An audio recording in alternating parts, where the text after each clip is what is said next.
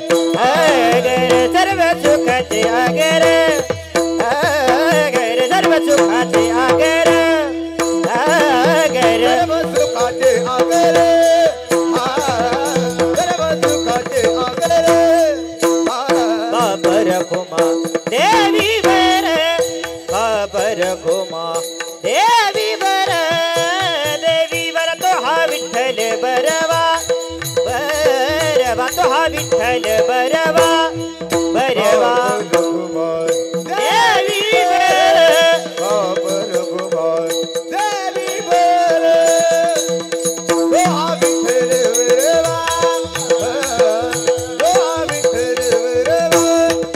हे तुहा माधव बरवा तुहा माधव बरवा तुहा विठ्ठल बरवा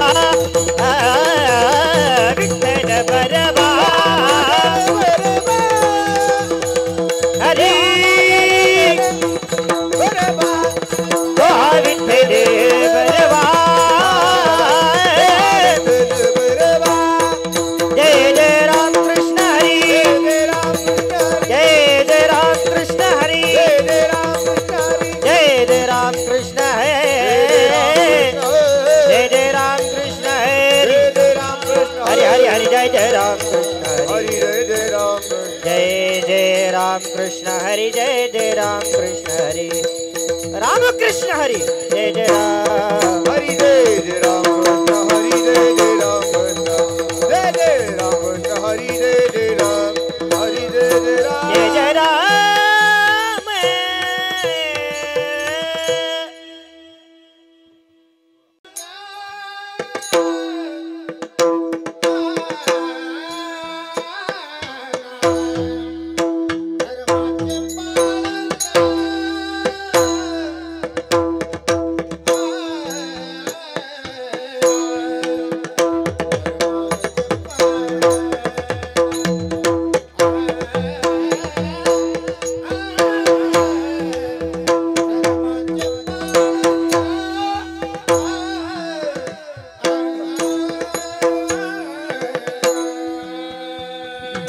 माते पालन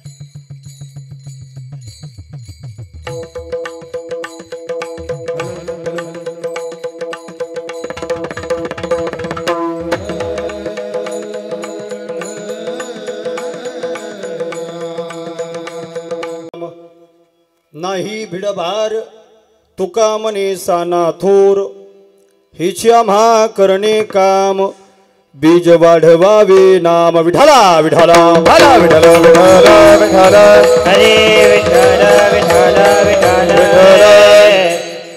धर्माचे पालन करणे पाखंड खंडन हिची आम्हा करणे काम बीज वाढवावे नाम नमो विठ्ठला राजया पांडुरंगा नमो रुक्मिणी माऊली ज्ञान गंगा नमो पुंडलिका नमो चंद्रभागा नमस्कार माझा रुक्मिणी पांडुरंगा पांडुरंग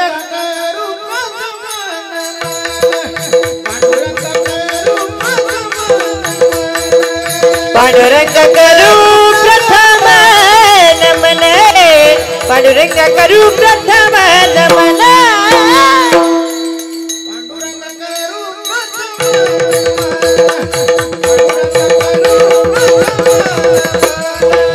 पांडुरंग करू प्रथम नमन पांडुरंग करू प्रथम नमन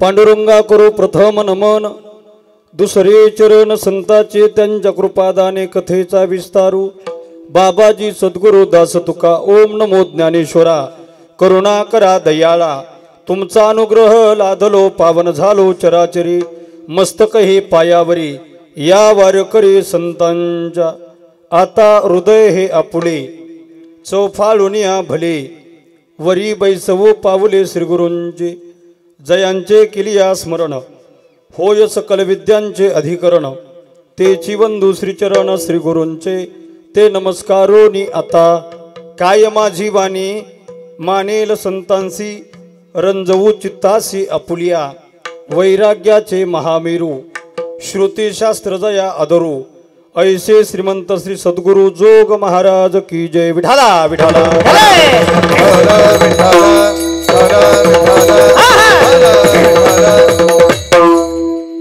रायगडी मंदिर वसे माझा राया रायगडी मंदिर वसे माझा राया चरणासी अर्पितो अजन्म ही काया जगदीश्वरासी जोडली ज्याची ख्याती प्रथम वंदितो तुम्हा शिवछत्रपती विठाला विठाला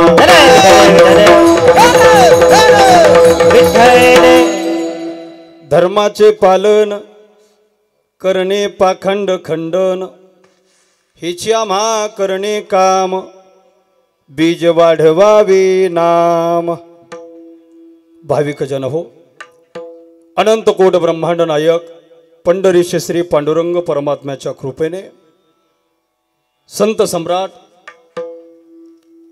विश्वमौली ज्ञानोबाराय जगद्गुरु श्री संत तुकोबाराय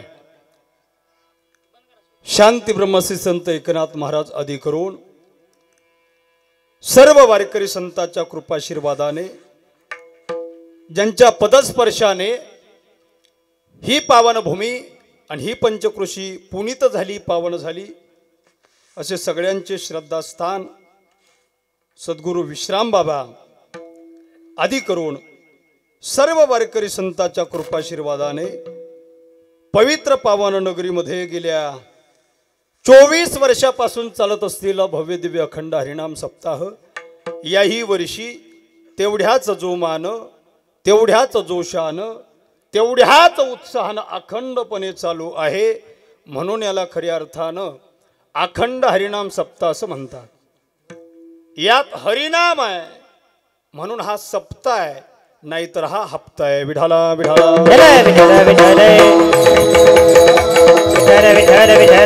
सुंदर अशा वातावरणामध्ये समापन्न होत असणाऱ्या अखंड हरिनाम सप्ताहातील 5व्या दिवसाची कीर्तन रूपी सेवा आज माझ्या वाट्याला आली। कीर्तन म्हटलं की कीर्तनामध्ये साथीदारांची नितांत गरज असते। आणि साथ ही नितांत गरजेची असते आणि ती जेवढी चांगली साथ तेवढं चांगलं कीर्तन होत असतं. आपल्या या सप्ताहामध्ये गायनाच्या माध्यमातून मृदंग वादनाच्या माध्यमातून या ठिकाणी उपस्थित असणारी सर्व गुणीजन महाराज मंडळी, ज्यामध्ये आत्ताच सुरेल सुंदर गोड अशी चाल ज्यांनी गायली हरिभक्तपरायण वसंतजी महाराज नगरकर, त्याचबरोबर त्यांच्या समवेत ज्यांनी सुंदर अशी चाल गायली हरिभक्तपरायण गणेशजी महाराज जाधव, या ठिकाणी गायनाची साथ करण्याकरता उपस्थित असणारे हरिभक्तपरायण सदानंदजी महाराज, दीपकजी महाराज, आपल्या गावचं रत्न श्रीरंगजी महाराज साबळे, त्याचबरोबर पारायण व्यासपीठ नेतृत्व भानुदास महाराज दरीकर, उत्कृष्ट मृदंग वादनाची साथ करण्याकरिता या ठिकाणी उपस्थित असणारे महाराष्ट्रातील सुप्रसिद्ध मृदंगाचार्य माझे परममित्र, माझ्या वडिलाची मिराशिगा देवा या वक्तीप्रमाणे आपल्या वडिलाने परमार्थाचा वसाने वारसा घालून दिला. ज्या गावचे सप्ताह बंद पडले तिथं स्वतः जाऊन सप्ताह सुरू केले आणि ज्यांच्या वडिलाचं छत्रपती संभाजीनगर जिल्ह्यामध्ये आणि जालना जिल्ह्यामध्ये विशेषत्वानं वारकरी संप्रदायाचे कार्यक्रम, आध्यात्मिक कार्यक्रम वृद्धी करण्यामध्ये, वाढवण्यामध्ये विशेष असं योगदान आहे, अशा वैकुंठवासी गणेश महाराज तराशे यांचे चिरंजीव हरिभक्तपरायण ऋषिकेश दादा हे सुद्धा या ठिकाणी.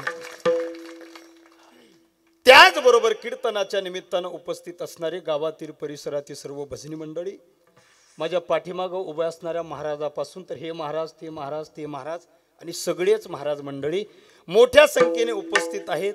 डाव्या बाजूला विनेकरी बाबा आहेत, पाठीमागे खंबीरपणे चोपदार उभे आहेत, उजव्या बाजूला हार्मोनियम वादनाची साथ देण्याकरता बाबा बसलेले आहेत.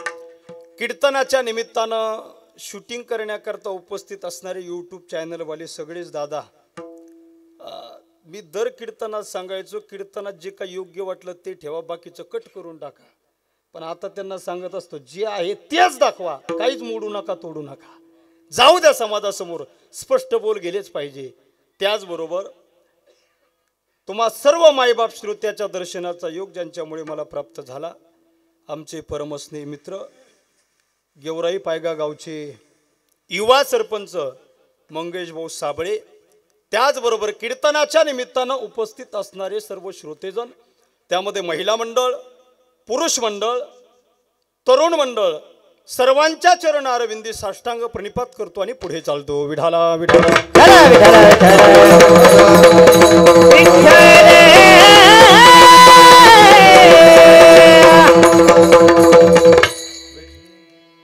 या गुणीजनांसाठी सगळ्यांनी एकदा जोरदार टाळी वाजवा. कारण ऋषिकेशजी महाराज, तुम्ही ज्यावेळी वाजवता या लोकांचा तर अंग डोलू लागतं, पण कीर्तनकाराला सुद्धा वाटतं आपण थांबवलं पाहिजे आणि यांचंच ऐकलं पाहिजे. हा, आम्ही बोलतो तर तुम्ही टाळ्या वाजवता गड्या, आम्ही जे बोलतो कीर्तनकार बोलले की तुम्ही टाळ्या वाजवता, पण खरं सांगू आमचे ओठ बोलतात आणि महाराजांचे बोट बोलतात, एवढा फरक आहे. सगळे गुणीजन मंडळी मोठ्या संख्येने उपस्थित अखंड हरिनाम सप्ताहामधील पंचम अथवा 5व्या दिवसाची कीर्तन रूपी सेवा प्रभू चरणी, गणपती बाप्पाच्या चरणी, सद्गुरू विश्राम बाबाच्या चरणी समर्पित करण्याच्या निमित्ताने निवडलेला अभंग जगद्गुरु जगदवंदनीय संत श्रेष्ठ संत शिरोमणी महाराष्ट्र भूषण वैराग्य मूर्ती साधकांचे माईबाप, देहू निवासी, देहूचे सुप्रसिद्ध साधू, हिंदवी स्वराज्य संस्थापक, राजाधिराज छत्रपती शिवरायांचे खरे गुरु, वारकरी संप्रदायाचे कळस, ज्यांनी जीवनात कधीच केला नाही तुमच्या आमच्यासारखा भजनाचा आळस, पंचमवेद निर्माते, मानवी देह घेऊन निजधामा गेले, निळामने सकळ संता तो शिविले असा ज्यांचा अधिकार नव्हे नव्हे, तुका जरी सहज बोले वाणी, त्याचे घरी वेदांत वाहे पाणी, दिसायला सामान्य पण असायला मात्र असामान्य असणारे अधिकार संपन्न महात्मे जगद्गुरु तुकोबारांचा 4 चरणाचा भंग सेवेकरिता निवडलेला असून आजच्या अभंगाच्या द्वारा जगद्गुरु श्री संत तुकोबाराय धर्माच्या पालनाच्या संदर्भानं सुंदर असं चिंतन प्रतिपादन करताय. विठाला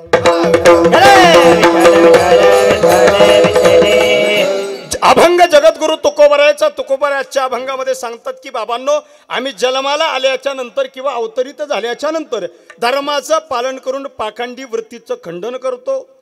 हेच काम करण्याकरता मी या ठिकाणी जन्माला आलेलो आहोत.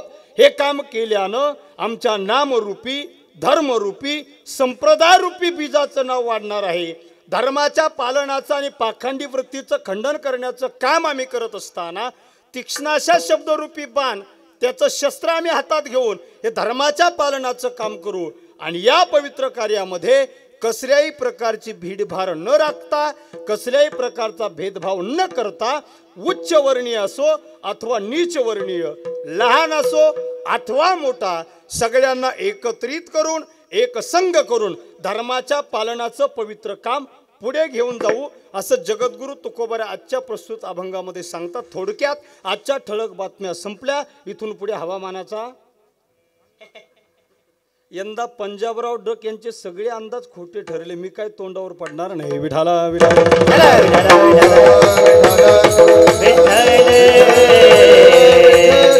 अभंगाचा सरळ भावार्थ तुम्हा सर्व माईबाप श्रोत्याला कळाला असं गृहीत धरून पुढे बोलायला काय हरकत. बोलत जागड्या तुम्ही पुढे बोलायला काय हरकत.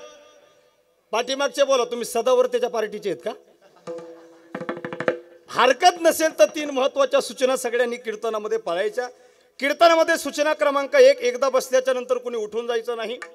कीर्तनामध्ये सूचना क्रमांक 2, विशेष करून महिला मंडळीसाठी, एकदा कीर्तनात बसल्याच्या नंतर कुणी बडबड करायची. तुम्ही महिला आहे का, हेच मान आली ते तिकडे. आणि कीर्तनामध्ये 3री महत्वाची सूचना, ज्या ज्या वेळी मध्ये विठ्ठल विठ्ठल भजन येईल त्या त्यावेळी हाताने कुणीही टाळी वाजवायची. कुणी नाही म्हणते, कुणी हा म्हणते.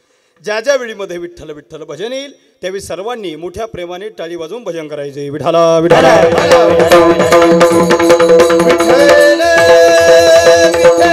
जगद्गुरु तुकोबराच्या अभंगामध्ये सांगतात की बाबांनो, आम्ही जन्माला आल्याच्या नंतर धर्माचं पालन करतो आणि धर्माचं पालन करण्याकरिता आम्हाला पाखंडी वृत्तीचं खंडन करावं लागतं. नव्हे तेच काम करण्याकरिता आम्ही या भूतलावर जन्माला येतो किंवा अवतरित होतो. महाराज, ज्या धर्माचं पालन करण्याकरता साधू अथवा संत अथवा भगवंत या भूतलावर जन्माला येतो, तो धर्म तरी नेमका काय, कशाला म्हणायचं धर्म, काय आहे धर्माची व्याख्या, धर्म या शब्दाची संज्ञा तरी का. एखाद्यानं जर विचारलं, एखाद्या सर्वसामान्य माणसाला जर तुम्ही विचारू गेला तर धर्म कशाला म्हणतात, तर त्या माणसाच्या डोळ्यासमोर काही शब्द उभे राहतात. हिंदू, मुस्लिम. धर्म हा शब्द उच्चारला की आमच्या डोळ्यासमोर हिंदू मुस्लिम हे शब्द उभे राहतात. पण धर्म या 2 अक्षरी शब्दाची व्याख्या एवढी संकुचित असू शकत नाही. शास्त्र सांगतं जे धारण केलं जात आहे त्याला धर्म असं म्हणतात. आणि धर्म अशी संकल्पना आहे.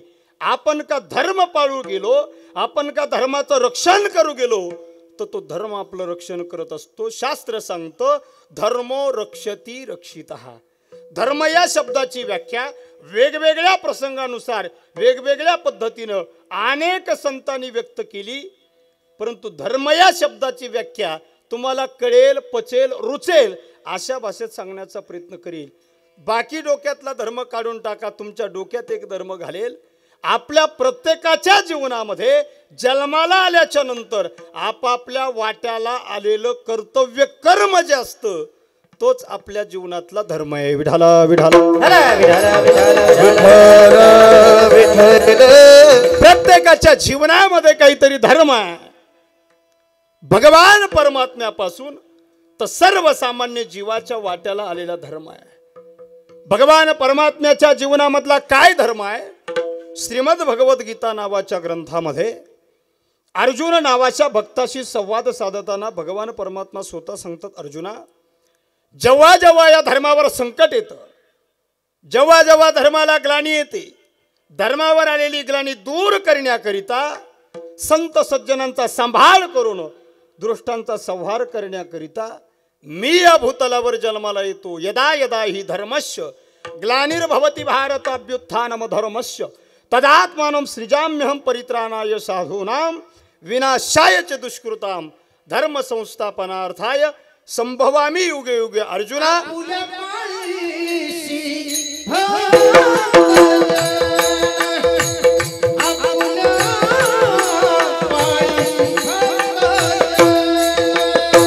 आपुल्या पाळीशी भक्त जन आपुल्या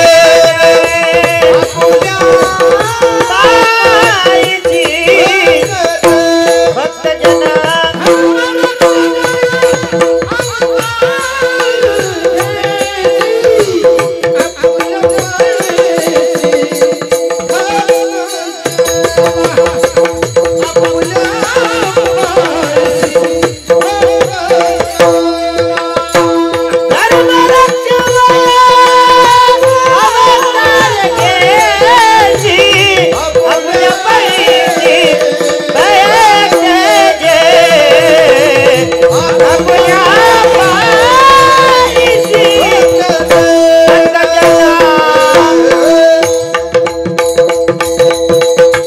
महाराज म्हणतात धर्म रक्षावय अवतार घेसी आपुल्या पाळीशी भक्तजना. धर्माचं रक्षण करून भक्तांचा सांभाळ करण्याकरता तो भगवान परमात्मा अवतरित होतो. उदाहरण दिलं अंबऋषी साठी जन्म सोशिले दृष्ट निर्धारिले किती एक धन्य तुझ कृपा सिंधू म्हणतील आपुला तू बोल साच करी. आणि शेवटी काय म्हटले तुका म्हणे तुझ वर्णिती पुराणे होय नारायणा दया सिंधू. तो भगवान परमात्मा दया सिंधू आहे, दयेचा सागर आहे. भक्ताचा सांभाळ करून दृष्टाचं निर्दलन करण्याकरता तो जन्माला येतो. भगवान परमात्म्याचे अवतार अनंत आहे. अनंत अवतार घेसी भक्ता कारणे वेळ प्रसंगी भक्ताच्या पालनासाठी भक्ताचा सांभाळ करण्याकरिता एका एका भक्तासाठी एक एक अवतार जरी घ्यावा लागला तरी तो भगवान परमात्मा अवतार घेतो. अनंत अवतार घेसी. आणि महाराजांना विचारलं ओ महाराज अनंत भक्तासाठी अनंत अवतार तो घेतो हे कशाच्या आधारावर तुम्ही बोलताय. महाराज म्हणतात अनंत अवतार घेताना अनंत रूपामध्ये आणि अनंत वेशामध्ये मी त्याला अनंत रूपे अनंत वेशे अनंत रूपे अनंत वेशे देखिले न जाती अनंत रूपे अनंत वेशे अनंत रूपे अनंत वेशे अनंत रूपे अनंत वेशे देखिले न जाती अनंत वेशे बापर तुम्हा देवी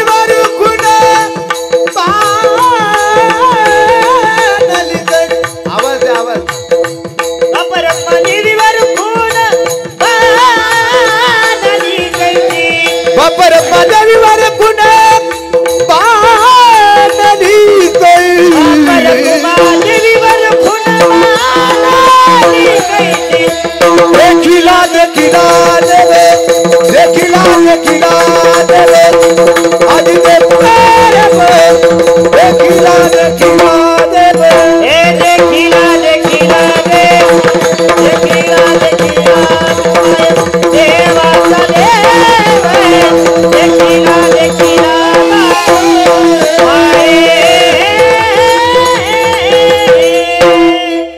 महाराज म्हणतात अनंत रूपे अनंत वेशे देखिले म्या त्यासी बाप रखुमा देवीवरू खून बाणली कैसी. मी त्याला माझ्या डोळ्यानं पाहिलंय आणि तुकोबराय साक्ष देतात. भक्ता करिता तो अवतरित होतो, धर्माचं रक्षण करण्याकरता तो अवतरित होतो. आतापर्यंत कोणत्या भक्तासाठी तो अवतरित झाला, कोणत्या भक्तासाठी त्यानं काय केलं. शांतीब्रह्मनाथांच्या घरी श्रीखंडा हे नाव धारण करून कावडीने पाणी ज्या घरी श्रीखंडा चंदन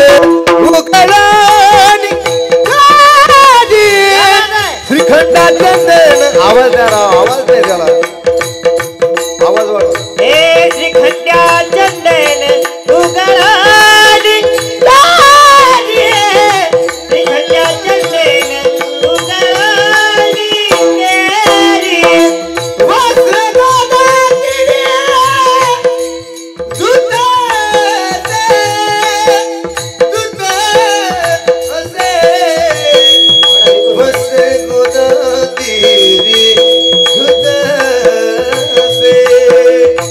श्रीखंडा चंदन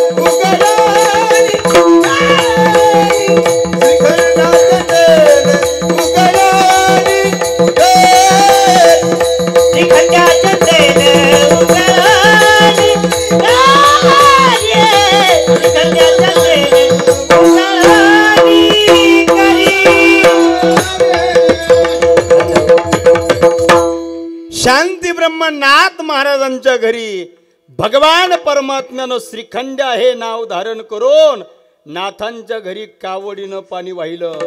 शांती ब्रह्मनाथ महाराज देवाची पूजा करायचे आणि देवाला लावायला चंदन उगळायचे, तर चंदन उगळून द्यायला श्रीखंड्याच्या रूपातला देव होता. नाथांच्या घरी त्याने काम केलं. चोखोबाची बहीण, संत चोखोबांची बहीण तो चोखोबांसाठी झाला. एवढंच काय, एका भक्तासाठी तो वेळ प्रसंगी मदत करू लागला. आपल्या मराठवाड्याच्या परभणी जिल्ह्यामध्ये गंगाखेड नावाचा तालुका आहे. त्या गंगाखेडमध्ये वारकऱ्यांची दिंडी आली. दिंडीचा आवाज ऐकला आणि घरातली लेकरं बाहेर आली, दिंडी बघू लागली. एका मुलीनं आपल्या वडिलाला विचारलं, ओ बाबा, कुठे निघाली ही दिंडी? वडिलांना सांगितलं, बाळा, ही दिंडी पंढरपूरला निघाली. कोण आहे बाबा पंढरपूरला? बाळा, पंढरपूरला जगाचा मालक आहे. बाबा, मला बघायचं तो जगाचा मालक कसा आहे, मला सुद्धा त्याच्या दर्शनाकरता तुम्ही घेऊन गेलं पाहिजे. आणि दिंडीत जाण्यासाठी त्या मुलीनं हट्ट धरला.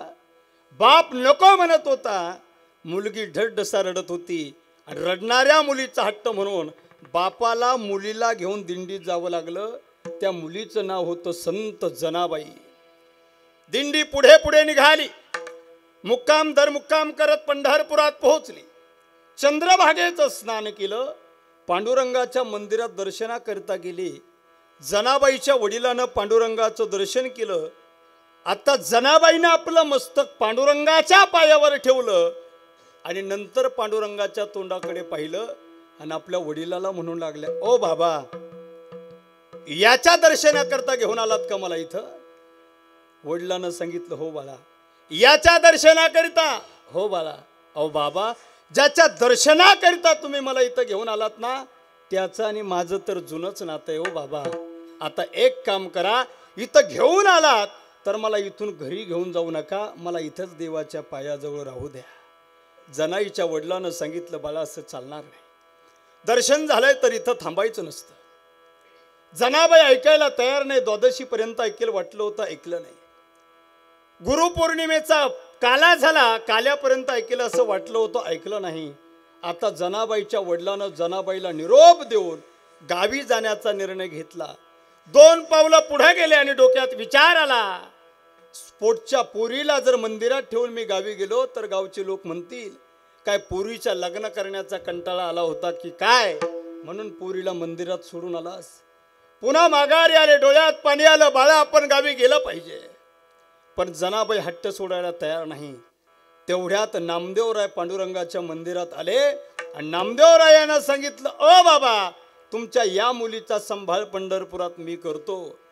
जनाबाईच्या वडिलानं जनाबाईचा हात नामदेवराय नावाच्या संताच्या हातात दिला आणि निश्चिंतपणे ते घरी निघून आले. ऐका रे बापांनो, ऐका आयांनो, आपल्या जीवनामध्ये आपल्या मुलाचा हात, आपल्या जीवनामध्ये आपल्या मुलीचा हात कधीही चांगल्या लोकांच्या हातात द्या. आपल्या लेकरांचं कल्याण झाल्याशिवाय राहणार नाही. आणि आपल्या लेकरांच्या संगतीत कोण असतं याचा विचार नक्की करा. जनाबाईचा हात नामदेवरायांच्या हातात दिला. जनाबाई नामदेवरायांच्या घरची दासी म्हणून राहू लागल्या. 14 लोकांचं कुटुंब नामदेवरायांचं. जनाबाई सगळ्या लोकांचा स्वयंपाक करायच्या, जात्यावर दळण दळायच्या. पण एकट्या जनाईला एवढं दळण दळणं कसं शक्य आहे, म्हणून जगाच्या मालकानं जनाबाईला दळण दळू लागण्याकरता यावं, जनाबाईला गोवऱ्या थापू लागण्याकरता यावं. महिला मंडळ, एकदा जनाबाईच्या डोक्यात वा झाल्या. तुमच्याकडे होतात का वा? आता नाही होत,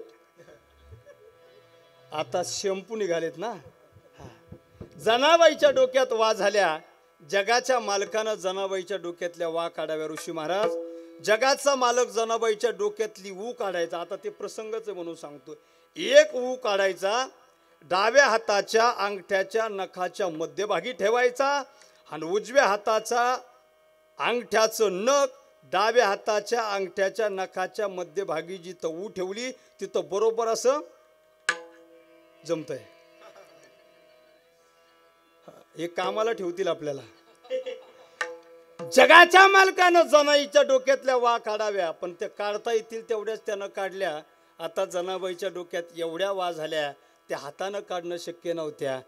भगवान परमात्म्यानं जनाबाईसाठी गरम पाणी केलं आणि जनाबाईला नाहू घातलं. असे भक्ताची घरी कामे न सांगता करी, आणि भक्तांची कामं करणं, भक्तांचा सांभाळ करणं आणि धर्माची स्थापना करणं हाच भगवान परमात्म्याच्या जीवनातला धर्म आहे. विठाला विठाला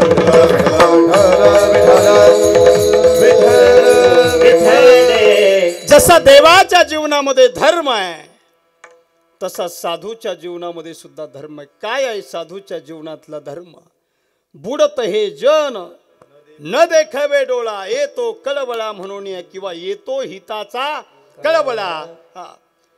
अनाथ अज्ञानी पामर जड जीवाचा उद्धार व्हावा यासाठी अहोरात्र चिंता करणारे जर कोण असेल तर संत आहे. देह कष्ट भीती परोपकार परोपकार, देह कष्ट भीती परोपकार, देह कष्ट भीती परोपकार, परोपकार, देह कष्ट भीती परोपकार. जगाचा कल्याणा संतांचा विभूती, जगाच्या कल्याण संतांच्या विभूती, जगाचा कल्याण संतांचा विभूती, जगाच्या कल्याण संतांच्या विभूती. देह कष्ट भीती परोपकार, परोपकार, देह कष्ट भीती परोपकार, देह कष्ट भीती परोपकार, परोपकार, देह कष्ट भीती परोपकार.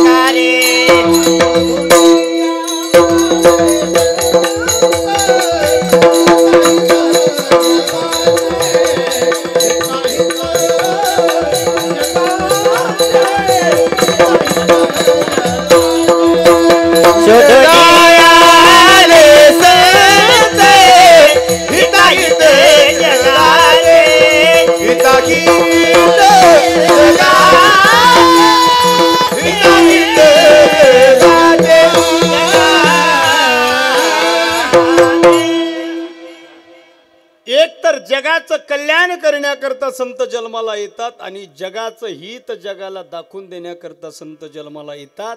येथे उपकारासाठी आले घरजा वैकुंठी, आम्ही वैकुंठवासी आलो याची कारणासी, बोलिले जे ऋषी साच भावे वर्ताय. काय सांगू आता संताचे उपकार, मज निरंतर जागवी, तुका म्हणे काय होऊ उतराई, जीव ठेवू पायी संताचे. तुम्ही संत माये बाप कृपावंत, कायमी पतित कीर्तिवानू, अवतार तुम्हा धराया उद्धाराया जन जड जीवा का. लेकुराचे हित वाहे माऊलीची चित्त, ऐशी कळवळ्याची जाती, करीला भाविन प्रीती. या जगावर निर्लोभी प्रेम करणारे आणि जगाचा उद्धार व्हावा यासाठी जे अवतार धारण करतात त्यांना संत म्हणतात. पण दुर्दैव या समाजाचं, जेव्हा या भूतलावर संत जन्माला येतात संत या जगाला कळत नाही. वारकरी संप्रदाय रूपी इमारतीचा पाया रचणाऱ्या माऊली महावैष्णव ज्ञानोबारायांपासून तर श्री संत विश्राम बाबापर्यंत वारकरी संप्रदायानं संत परंपरा संपूर्ण जगाला प्रदान केली. पण जेव्हा जेव्हा संत या भूतलावर जन्माला येतात अथवा अवतरित होतात तेव्हा संत या जगाला कळत नाही. जगद्गुरु तुकोबाराय देहूनगरी जन्माला आले, देहूच्या लोकांना कळाले नाही. देहूतल्या लोकांनी जगद्गुरु तुकोबारांना त्रास दिला. तुकोबारांना वाटले या लोकांकडे आपल्या उधाऱ्या आहेत म्हणून आपल्याला त्रास देत असेल. लोकांच्या सगळ्या उधाऱ्या तुकोबारांनी माफ केल्या, लोकांनी त्रास देणं थांबवलं नाही. तुकोबारांना वाटलं या लोकांना आपण कर्ज वाटलेलं आहे म्हणून त्रास देत असेल. कर्ज लिहिलेल्या खतावणीच्या वह्या इंद्रायणीच्या डोहात बुडवून जगातली सर्वात मोठी आणि पहिली कर्जमाफी जगद्गुरु तुकोबारायाने केली.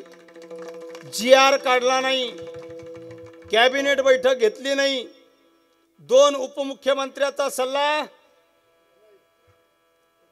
पहिली कर्जमाफी केली महाराजानं. ज्यांचं कर्ज माफ केलं ते लोक त्रास देणं थांबवतील असं वाटलं होतं, लोकांनी त्रास देणं थांबवलं नाही. जगद्गुरु तुकोबाराय परमार्थ करत होते, जगद्गुरु तुकोबाराय गाथा लिहित होते, जगद्गुरु तुकोबऱ्यांची गाथा म्हणजे पंचम वेद आहे. ऋग्वेद, यजुर्वेद, सामवेद आणि अथर्ववेदाच्या नंतर माझ्या तुकोबऱ्यांच्या गाथेला पंचम वेद म्हणून संबोधलं जातं. हे पंचम वेद तत्कालीन स्वयंघोषित धर्मपंडितांना त्या ठिकाणी टोचू लागलं. अरे या कुणब्याच्या कुळात जन्मलेल्या तुकारामाने जर वेदाचा अर्थ प्राकृतामध्ये सांगावा तर आम्हाला कोण विचारणार. महाराजांना सांगितलं येरानिही वावा भारमाथा. वेदाचा तो अर्थ आम्हासीच ठावा, हेरांनी वाहावा बारमाथा, हेरांनी वाहावा.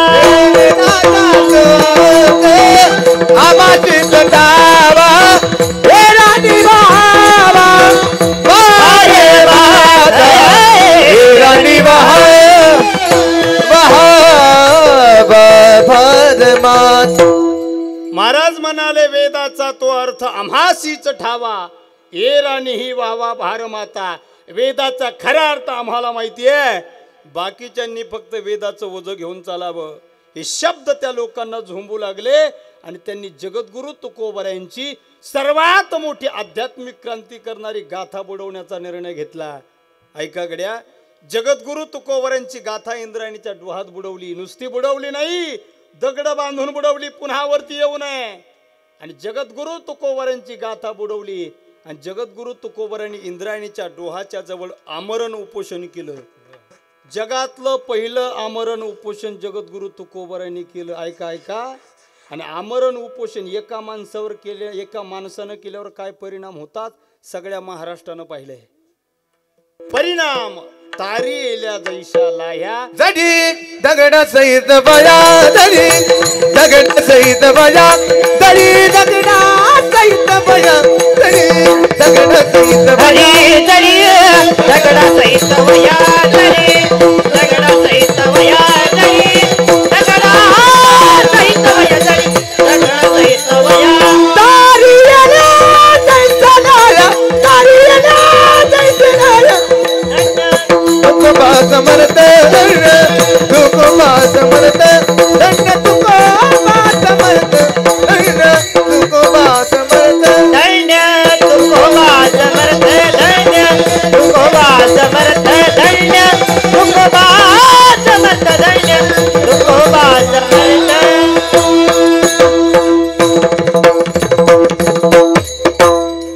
जशा पाण्यावर लाह्या तरंगाव्या तशा तुकोबऱ्यांच्या गाथा तरंगून वरती आल्या. तुकोबऱ्यांच्या गाथा तरंगल्या. हे जेवढं नवल आहे ना त्याही पेक्षा दुसरं मोठं नवल आहे. हे ज्यानं वर्णन केलंय ते कोण होते तर ज्यांनी गाथा बुडवल्या त्यांना सुद्धा म्हणावं लागलं धन्य तुकोबा समर्थ, जेने केला हा पुरुषार्थ. पण कधी जगद्गुरु तुकोबरा वैकुंठाला गेल्याच्या नंतर. जोपर्यंत संत हयात आहे तोपर्यंत कळत नाही. अहो सर्वसामान्य लोकांनी तुकोबऱ्यांना त्रास द्यावा यात नवल नाही. गावचा प्रमुख असणाऱ्या पाटलानं जगद्गुरु तुकोबऱ्यांना त्रास दिला. कोपला पाटील, आता सरळच घेऊ, आपल्याला कमी बॉलात जास्त रन काढायचे. कोपला पाटील गावीचे हे लोक, गावचा पाटील म्हणजे गावचा प्रमुख असायचा, त्यानं सुद्धा त्रास दिला. महाराजांना वाटलं हे लोक त्रास देणं थांबवत नाही. बरं, महाराजाला पाटलांनी त्रास दिला यात नवल नाही, सर्वसामान्यांनी त्रास दिला यात नवल नाही, नास्तिक लोकांनी पाखंडी लोकांनी त्रास दिला यातही नवल नाही. तर महाराजांनी सुद्धा जास्त त्रास दिला. आणि महाराजाचे खरे शत्रू हे महाराजच असतात. जगद्गुरु तुकोबऱ्यांना मंबाजी बुवानं त्रास दिला. नुसता त्रास नाही दिला, काठीनं मारलं. नम्र भावानं जगद्गुरु तुकोबऱ्यांनी मंबाजी बुवाचे हातपाय दाबले, भजनात आणलं. लोक सुधारले नाही महाराज. जगद्गुरु तुकोबऱ्यांना वाटलं परमार्थ आपल्याला अव्याहतपणे चालू ठेवायचा. आणि लोक जर परमार्थ करू देत नसेल तर महाराजांच्या समोर दोन पर्याय उभे राहिले. एक तर या लोकांचा त्याग करायचा, नाही तर परमार्थ सोडायचा. आणि जगद्गुरु तुकोबऱ्यांनी पहिला पर्याय वापरला. तुका म्हणे आता ऐका वचन, तेजोनियाजन भक्ती करा. एकांतात जाऊन भक्ती करायची, एकांतात जाऊन भजन करायचं ठरवलं. एकांतातही अशा ठिकाणी जायचं जिथं लोकांना त्रास होणार नाही, म्हणून स्वतःचं शेत निवडलं. कधी भंडारा डोंगर, कधी भामचंद्र डोंगर, तर कधी भोराडेश्वर डोंगर. एक दिवशी जगद्गुरु तुकोबऱ्या भंडारा डोंगरावर गेले की तुकोबऱ्यांच्या धर्मपत्नी जिजाऊ आईसाहेब तुकोबऱ्यांचा डब्बा भाकरी घेऊन जायच्या. तुकोबऱ्याची पत्नी महाराजांना भाकरी घेऊन जात असताना पायात काटा मोडला. जगाच्या मालकानं क्षणाचाही विलंब न करता तुकोबऱ्यांच्या पत्नीच्या पायातला काटा काढण्याकरता एका गुराख्याचं रूप घेतलं आणि भंडाऱ्या डोंगरावर देव आला. हाकी सरशी उडी हे शब्द सुद्धा मुडीत काढून हाक न मारता देवानं उडी घेतली आणि तुकोबऱ्याच्या पत्नीच्या पायातला काटा देव काढू लागला. काटा दिसत नाही. तुकोबऱ्याच्या पत्नीचा पाय आपल्या मांडीवर घेतला. पायाला माती लागली होती, धूळ लागली होती. भगवान परमात्म्यानं स्वतःच्या जिभेनं तुकोबऱ्याच्या पत्नीच्या पायाची धूळ चाखावी आणि काटा जगद्गुरु तुकोबऱ्यांच्या पत्नीच्या पायातला काढावा. फक्त तुकोबऱ्याच्या पत्नीच्या पायातला काटा काढायला देव भंडाऱ्या डोंगरावर आला नाही, तर एवढे अधिकार संपन्न पतिव्रता स्त्रीच्या पायाची धूळ मला त्या निमित्ताने चाखायला मिळेल हे भाग्य स्वीकारण्याकरता देव आला होता. तुकोबऱ्यांचा अधिकार सोडा, तुकोबऱ्याच्या पत्नीच्या पायातला काटा काढायला देव येत होता. हा तुकोबऱ्यांच्या पत्नीचा अधिकार. तरी जुन्या पिढीच्या काही कीर्तनकारांना कीर्तनात काय सांगितलं? तुकाराम महाराजाची बायको तुकाराम महाराजाला लई मारत होती. पिस्तुल्या तू होता कर पाहिला? आमच्या संताचं विकृत चित्रण आमच्याच लोकांनी केलंय. तुकोबऱ्यांच्या पत्नी सारखी अधिकार संपन्न आणि पतिव्रता स्त्री जगाच्या पाठीवर झाली नाही. महाराज भजन करायचे. आता गावच्या लोकांना काही त्रास आहे गाव? भजन करतात महाराज शेत महाराजांचं. एके दिवशी महाराज भजनात गुंतले आणि तुकोबऱ्यांच्या देहू गावात एक नाचणारी बाई आली. सध्या महाराष्ट्रामध्ये एका नाचणाऱ्या बाईची जोरदार चर्चा आहे. काय नाव रे पोराव? ऐ बोला बोला. ओय सबसे कातिल धन्य माता पिता गौतमी पाटील. सगळ्यांना माहिती पण ते लाजत आहेत. अशी एक नाचणारी गौतमी देहूत आली आणि देहूच्या लोकांनी सांगितलं का ग बाई कशासाठी नाचते? तिनं सांगितलं पोटासाठी नाचते. नाचले की 2 पैसे मिळतात, त्यावर माझा उदरनिर्वाह चालतो. तुला जेवढे पैसे मिळतात ना त्याही पेक्षा अधिक पट पैसे आम्ही तुला बक्षीस म्हणून देऊ. फक्त एक काम करावं लागेल, त्या भंडाऱ्या डोंगरावर भजन करणाऱ्या तुकाराम महाराजांना मोहपाशामध्ये अडकवावं लागेल. शब्द ऐकतात. पैशाच्या लालसेनं ती नाचणारी गौतमी, आता तिचं नाव गौतमी नव्हतं पण आता गृहीत धरायला काय हरकत, नाचणारी होती आहे का नाही. ती नाचत नाचत भंडाऱ्या डोंगराकडे निघाली. पायातील पैंजण पायातील घुंगराचा आवाज छुन छुन छुन छुन आवाज येत होता. नाचत नाचत निघाली होती. तिनं वेगळाच असा तो ताल धरला होता. कसा? नाचत नाचत निघाली. तेव्हा पाटलांचा बैलगाडा बस झालं बस. तेव्हा पाटलांचा बैलगाडा नव्हता. ओ सेठ नव्हतं. नाचत निघाली. भंडाऱ्या डोंगरावर पोहोचली. महाराजांच्या जवळ गेली. महाराज पाहायला तयार नाही. अगदी जवळ गेली. महाराज पाहत नाही. आता जगद्गुरु तुकोबऱ्यांच्या पुढे जाऊन उभी राहिली. पायातील घुंगराचा आवाज आला म्हणून महाराजांनी डोळे उघडले. समोर पाहिलेल्या त्या स्त्रीच्या चेहऱ्यावरचे भाव पाहिले आणि तिला उत्तर दिलं, जाई वो तू माते न करी सायास आम्ही विष्णुदास तैसे नोहे. जी अपेक्षा घेऊन तू माझ्याकडे आली कदाचित ती अपेक्षा माझ्याकडून पूर्णत्वाला जाणार नाही. म्हणून माते तू जशी आली तशीच परत जा. संतांनी आपल्या जीवनामध्ये तत्व सांभाळलं, संतांनी आपल्या जीवनामध्ये आचरण सांभाळलं आणि हाच संतांच्या जीवनातला धर्म आहे. आताचा एखादा पोरगा जर तिथं असता तर तो नाचकाम बघून म्हटला असता वन्स मोर. पण महाराजांनी संतांनी आपल्या जीवनामध्ये तत्व सांभाळलं. संत जीवन हे जगाच्या कल्याणाकरिता आहे.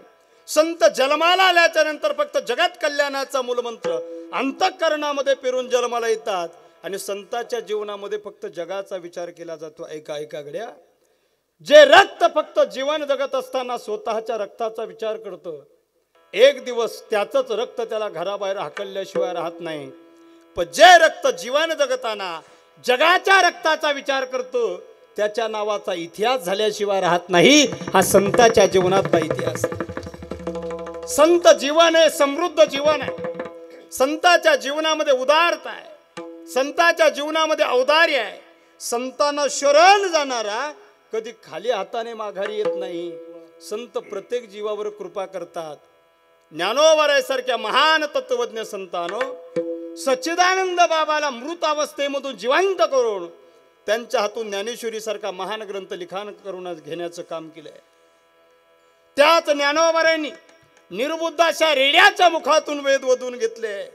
रेडा जरी असला, निर्बुद्ध जरी असला तरी सजीव होता, यात नवल नाही. तर निर्जीव अशी भिंत माझ्या ज्ञानोबारायांनी चालविली जड भिंती, हरली चांगयाची भ्रांती, मोक्ष मार्गीचा सांगाती. ज्ञानोबा माझा, ज्ञानोबारायांनी या जगावर उपकार केले. सजीवावर तर केले, निर्जीवावर सुद्धा केले.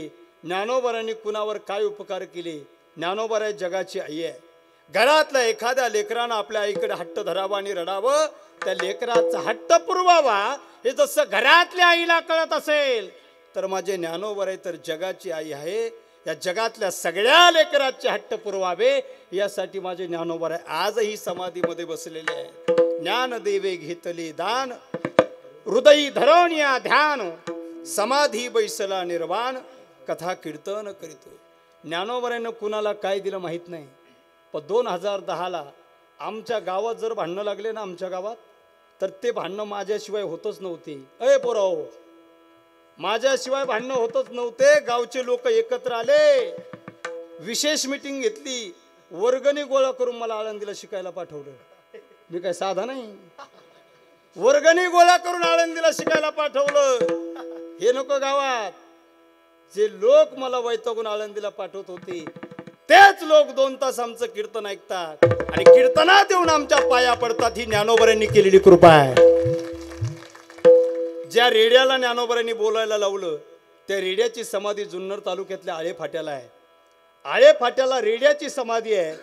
इथं बरेचसे पोरं बापांच्या सुद्धा समाध्या बांधत नाहीत. रेड्याच्या समाधी पुढे दरवर्षी सप्ताह होतोय आणि त्या सप्त्यामध्ये आमच्यासारखे रेडे जाऊन कीर्तन करतात. ज्ञानोबारायांनी रेड्यावर कृपा केली. ज्ञानोबाराय जगाची आई आहेत. ज्ञानोबारायांच्या आळंदीला सगळ्यांनी एकदा गेलंच पाहिजे. महाराज म्हणतात, हे तो पंढरी ऊन सोपे, जनाची हरावया पापे. पंढरपूरपेक्षा सुद्धा आपल्या जीवनातील पाप जर समूळ नष्ट करायचं असेल तर सोपं साधन जर कोणतं असेल तर अलंकापूरमधील ज्ञानोबारायांच्या समाधीचं दर्शन आहे. मी दर कीर्तनात सगळ्या लोकांना आळंदीला घेऊन जात असतो. गड्या, तिकीट लागत नाही, वेळही लागत नाही. 7 मिनिटात सगळ्या लोकांना मी आळंदीला घेऊन जातो आणि लगेच आळंदीहून वापस घेऊन येतो. कीर्तनातूनच घेऊन जातो आणि कीर्तनाचंच आणून सोडतो दर कीर्तनात. बरं का, यायची तयारी आहे का तुमची? तिकीट मी भरणार आहे, तयारी आहे. हे म्हणते ना आमचं तर अर्ध तिकीट आहे. 70च्या पुढे म्हणते ना आम्हाला तर फुकट आहे. सरकार लय विचित्र आहे बा. हो, ज्यांना या महिला मंडळ प्रवास जास्त करत नाही त्यांना सरसकट अर्ध तिकीट. 65 वर्षाच्या पुढे सगळ्यांना अर्ध तिकीट. पुरुष मंडळीला 70च्या पुढे मोफत बसचा प्रवास चालू आहे ना, ते चालू आहे ना. आणि 80च्या पुढे मोफत विमान प्रवास. त्याला माहिती 80चं म्हातारं काही घर सोडीत. आता सरकारनं फक्त दात पडलेल्यांना फुटाने मोफत वाटायचे राहिले. तुमची तयारी आहे का आळंदीला यायची? ज्याला ज्याला आळंदीला यायचं इमाने इतबारे त्या सगळ्यांनी आपापले दोन्ही डोळे बंद करायचे. मी सगळ्याला आळंदीला घेऊन जाणार आहे. सगळ्यांनी डोळे बंद करा इमानदारीनं. तुम्ही डोळे बंद केले की नाही मला दिसत नाही, कारण मी डोळे इमानदारीनं बंद केले. डोळे बंद केले का? करा. सगळ्याला म्हसोबाची शपथ. सगळ्यांनी डोळे बंद केले असं गृहीत धरतो. आपल्या सगळ्याला आता आळंदीला जायचंय. आपण आपल्या गेवराई नावाच्या गावामधून छत्रपती संभाजीनगरला गेलो. छत्रपती संभाजीनगरवरून आपली गाडी आता पुण्याला जायला निघाली. पुण्यातून गाडी आपली आळंदीला पोहोचली. आळंदीच्या PMT स्टॉपवर आपण पोहोचलो. PMT स्टॉपवर आता आपण इंद्रायणी मातेच्या पात्रामध्ये गेलो. इंद्रायणीचं स्नान आपल्याला प्रत्येकाला करायचंय. प्रत्येकानं इंद्रायणीचं स्नान केलं. आपापले वस्त्र परिधान करा. इंद्रायणीपासून आपल्या ज्ञानोबारायांच्या मंदिराकडे जायचंय. डाव्या हाताला सद्गुरू जोग महाराजांची समाधी इंद्रायणीच्या घाटावर आहे. सद्गुरू जोग महाराजांच्या समाधीचं दर्शन करायचंय. त्या कमानीमधून ज्ञानोबारायांच्या मंदिराकडे जायचंय. कमानीच्या 5 पायऱ्या उतरल्या की डाव्या हाताला शनी महाराजाचं मंदिर आहे. शनी महाराजाच्या मंदिरापासून पूर्व दिशेला ज्ञानोबारायांच्या मंदिराकडे निघालो की ज्ञानोबारायांच्या मंदिराच्या मुख्य प्रवेशद्वाराच्या समोर आपण आता आलोय.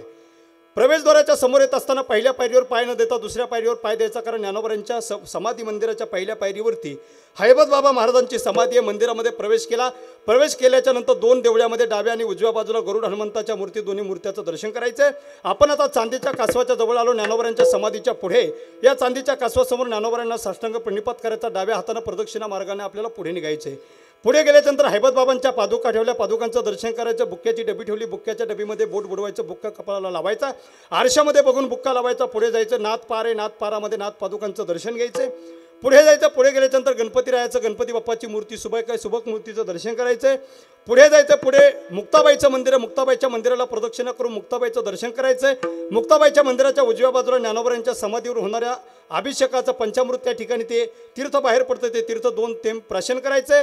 2 थेंब तीर्थ प्राशन करून पुढे जायचे. 5 पावलं पुढे गेल्याच्या नंतर त्या ठिकाणी नंदी आहे. उठविला नंदी शिवाचा ढवळा. या नंदीचं दर्शन करायचं, कारण या नंदीने ज्ञानोबरांना समाधीमध्ये जाण्याकरता जागा करून दिली होती. नंदीचं दर्शन करून गाभाऱ्यामध्ये जायचं. आपण त्या गाभाऱ्यामध्ये आता आलो तो भगवान सिद्धेश्वराचा गाभारा आहे. भगवान सिद्धेश्वराचं दर्शन करायचं. 2 मिनिटं त्या सिद्धेश्वराच्या मंदिरामध्ये बसायचं, कारण ते विश्रांतीचं ठिकाण आहे. लगेच उठायचं, गर्दी करायची नाही, बाकीच्या लोकांना बसू द्यायचं. मंदिराच्या बाहेर आलो की तिथं आपल्याला एक पिंपळाचं झाड आहे. त्या पिंपळाच्या झाडाला प्रदक्षिणा मारायची. पुढे निघून जायचं. पुढे गेल्यानंतर बजरंगबलीची मूर्ती एका देवळीमध्ये ठेवली आहे. बजरंगबलीच्या मूर्तीचं दर्शन करायचं. 5 पायऱ्या चढून वरती जायचंय. आता आपण आजान वृक्षाच्या बागेमध्ये आलो. आजान वृक्षाच्या बागेमध्ये आजान वृक्षाच्या झाडाला डोकं टेकून दर्शन करायचंय. त्यात आजान वृक्षाच्या झाडाखाली भिंतीवरची ज्ञानेश्वरीच्या ओव्या कोरल्या. त्या ज्ञानेश्वरीच्या कमीत कमी 5 ओव्या वाचायच्या. आजान वृक्षाच्या झाडाखाली काही वारकरी मंडळी ज्ञानेश्वरीचं पारायण करताना बसलेले असतील. कमीत कमी 2-3 वारकऱ्याचं दर्शन करायचंय. मोजून 4 पायऱ्या खाली उतरायच्या. पायऱ्या उतरल्याच्या नंतर डाव्या हाताच्या देवळीमध्ये पांडुरंग आणि रुक्मिणी मातेचं दर्शन करायचं. दर्शन केल्याच्या नंतर उजव्या हाताला 2 पालख्या ठेवल्या. एक पालखी ज्ञानोबरांना दर गुरुवारी मंदिरामध्ये घेऊन मिरवली जाते ती, आणि दुसरी पालखी ज्ञानोबरांना आळंदीवरून पंढरपूरला घेऊन जाते ती. दोनही पालख्याचं दर्शन करायचं. दोनही पालख्याला निमूटपणे खांदा द्यायचा. पुढे गेल्याच्यानंतर 10 फूट अंतरावरती आपल्याला आणखी एक पिंपळ लागेल. या पिंपळाला सुवर्ण पिंपळ असं नाव आहे. ज्ञानोबरांच्या आईनं रुक्मिणी माताने या पिंपळाला 1.25 लाख प्रदक्षिणा मारल्या होत्या. आपल्याला फक्त 7 मारायच्या. 1 2 3 4 5 6 7 सगळ्यांनी 7 प्रदक्षिणा मारायच्या, कारण या पिंपळाला 7 प्रदक्षिणा मारल्या की आपल्या जीवनातील पापाचा नायनाट होतो. 7 प्रदक्षिणा मारल्या की फक्त 2 पायऱ्या खाली उतरायच्या. पुन्हा आपण कासवाच्या जवळ आलो. कासवापासून समोर आता गाभाऱ्यात प्रवेश करायचा. जो पहिला मंडप लागेल त्याला त्या ठिकाणी विना मंडप म्हणतात. विना मंडपामध्ये वेद भगवंताचं दर्शन करायचंय. अखंड पहारा देणाऱ्या विनेकराचं दर्शन करायचंय. पुन्हा पुढच्या मंडपामध्ये जायचंय. त्याला पंखा मंडप म्हणतात. पंखा मंडपातून आणून पुढे जायचे. पुढे गेल्यानंतर ज्ञानोबरांच्या मंदिराच्या गाभाऱ्यात आपण आता आलो. ज्ञानोबरांच्या समाधीच्या जवळ आपण आलो. दर्शन करायचं नाही, गडबड करायची नाही. ज्ञानोबरांच्या समाधीच्या जवळ बसायचं. डोक्यात असं चित्र आणायचं की आता समाधीच्या जवळ कुणीच नाही, आपण 2-4 जण आहे. शांतपणे बसायचंय. समाधीवरचा मुकुट बाजूला काढायचा आहे. वस्त्र आणि फुलं आणि हार बाजूला काढायची. प्रसाद बाजूला काढायचा. ज्ञानोबरांच्या समाधीवरती कोमट पाणी टाकायचंय. ज्ञानोबरांच्या समाधीवरती पंचामृत टाकायचंय. ज्ञानोबरांच्या समाधीवरती मध टाकायचा. पिठी साखर टाकायची. ज्ञानोबरांची समाधी हातानं चांगली चोळून घ्यायची. त्या समाधीवरती पुन्हा कोमट पाणी टाकायचंय. मखमली वस्त्रानं ज्ञानोबरांची समाधी चांगली पुसून घ्यायची. त्या समाधीवरती मुकुट ठेवायचा, वस्त्र ठेवायचे, आणि त्यानंतर ज्ञानोबरांच्या समाधीवर हार घालायचा, पुष्प चढवायचे. ज्ञानोबरांच्या समाधीचे पाठीमागं असणाऱ्या रुक्मिणी पांडुरंगाचं दर्शन करायचं. स्वयंभी रुक्मिणी पांडुरंगाचं दर्शन केलं की ज्ञानोबरांच्या समाधीवर मस्तक ठेवायचं, आणि ज्ञानोबरांकडे जे काय मागायचं ते मागायचं नाही, नुसतं मनात आणायचं. ज्ञानोबरा तुमच्या मनातील मागणं पूर्ण करतील. दर्शन करायचं, मंदिराच्या बाहेर यायचं, PMT स्टॉपला जायचं, पुण्यात यायचं, पुण्याहून संभाजीनगरला यायचं, संभाजीनगरहून पुन्हा गावात यायचं, देठे महाराजाच्या कीर्तनात येऊन बसायचं, सगळ्यांनी लगेच डोळे उघडायचे.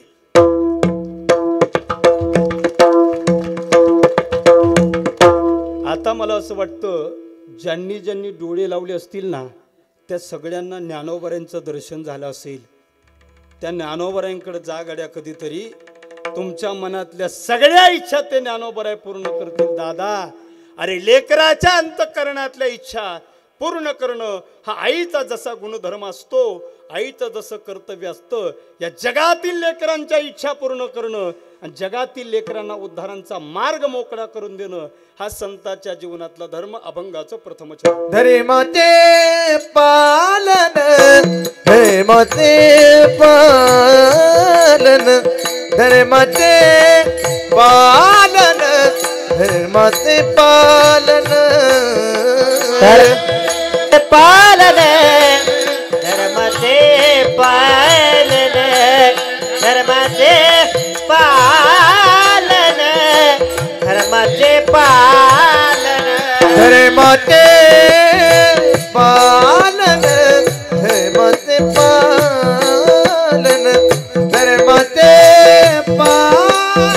पालन धर्माचे पालन धर्माचे पालन धर्माचे पालन धर्माचे पालन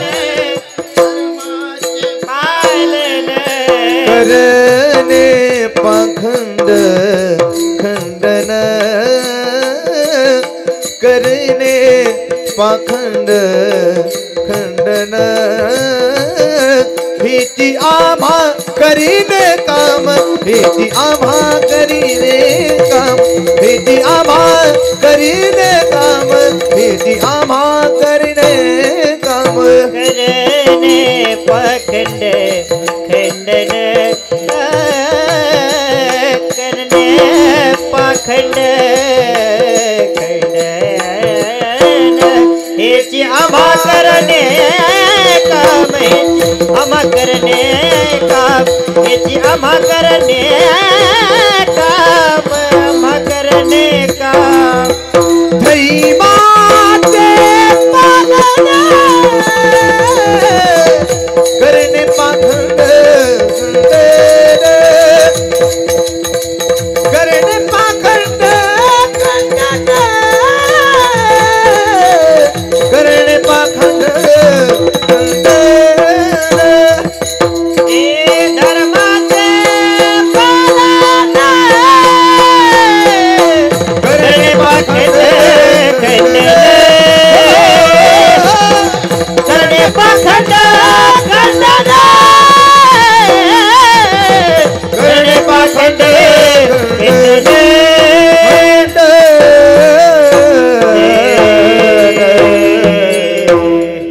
अभंगाच्या पहिल्या चरणात महाराज सांगतात धर्माचे पालन करणे पाखंड खंड धर्माचं पालन करून पाखंडी वृत्तीचं खंडन आम्ही करतो.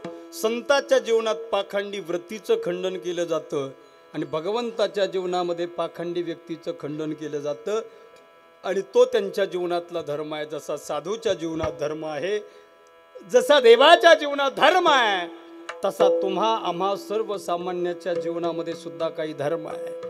काय आहे माणसाच्या जीवनामधला धर्म? माणसाच्या जीवनामध्ये असणारे प्रामुख्यानं 3 धर्म मी सांगेल. माणसाच्या जीवनामध्ये पहिला धर्म आहे कौटुंबिक धर्म. कशाला म्हणायचं कौटुंबिक धर्म? विशिष्ट कुटुंबामध्ये एखाद्या माता पित्यानं मुलाला किंवा मुलीला जन्म दिला तर लहानाचं मोठं करणं, संगोपन करणं, त्याचा सांभाळ करणं, कमीत कमी लग्न होईपर्यंत त्याचा सांभाळ करणं हा माय बापाच्या जीवनामधला धर्म आहे. आणि एकदा काय लग्न होऊन बायको घरात आली की म्हातारपणी माय बापाला घराबाहेर हाकलून देणं हा त्या पोराच्या जीवनातला कोण म्हणलं धर्म? म्हातारपणी त्या आई वडिलाची सेवा करणं त्या मुलाच्या अथवा त्या सुनेच्या जीवनातला धर्म असतो. आणि हा जो धर्म आहे याला कौटुंबिक धर्म असं म्हणतात. माणसाच्या जीवनामध्ये दुसऱ्या क्रमांकाचा धर्म आहे ज्याला आध्यात्मिक धर्म म्हणतात. कशाला म्हणायचं आध्यात्मिक धर्म? गेवराई गावामध्ये सप्ताह चालू आहे. मोठमोठे दिग्गज कीर्तनकार येत आहेत. कीर्तनकार मोठे म्हटले की गायनाचार्य सुद्धा मोठमोठी लागतात. आणि काय रत्न आणली महाराज? गावकऱ्यांनो, तुमचं सगळ्यांचं भाग्य एवढी रत्न आणि सोबत भेटणं यासारखं भाग्य दुसरं कोणतं नाही.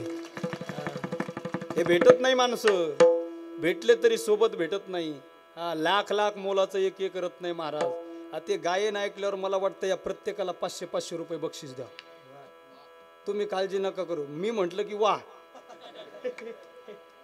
पण यांचं नशीब कमी पडते. माझे सगळे पैसे खालच्या खिशात ठेवले, वरून उपर न गुंडाळलेले. विठाला विठाला काय कला आहे महाराज. फार झिजावं लागतं ही कला घेण्याकरता. काय ऋषिकेश महाराजांचं वाजवणं आहे. लोकांना थंडी वाजते, कोणी रगी घेऊन आलंय, कोणी शाली घेऊन आलंय. आमच्या महाराजानं एवढा कॉटनचा शर्ट घालून सुद्धा महाराजांना घाम येतोय. महाराज, मी दर कीर्तनात सांगतोय गड्या, मृदंगाचार्याला जर कीर्तनामध्ये मृदंग वाजवताना घाम आला तर कधीच पुसायचा नाही, कधीच घाम पुसायचा नाही. कारण यांना सुद्धा कळलं पाहिजे आपले पैसे सुद्धा घामाचे. ही कला आहे महाराज. ही कला कमवणं काही साधी गोष्ट नाही. आमच्याकडे कला नाही. माझे गुरुजी सांगायचे, तुला जर कीर्तनकार व्हायचं असेल तर एक काम कर, सोर तुला आणावा लागेल. सोर कीर्तनामध्ये बोल, याचा बेस कमी करावं. कीर्तन करायचं असेल तर तुला स्वरात बोलावं लागेल. मी म्हटलं गुरुजी जर नाही स्वरात जमलं तर, गुरुजी म्हणे दुसरा पर्याय, एक तर स्वरात बोल नाही तर जोरात बोल. मी म्हटलं गुरुजी स्वरात जरी नाही जमलं ना तर जोरात जमल. गुरुजीनं पुन्हा सांगितलं खोटं बोलायची वेळ पडली तर बोल, पण रेटून बोल.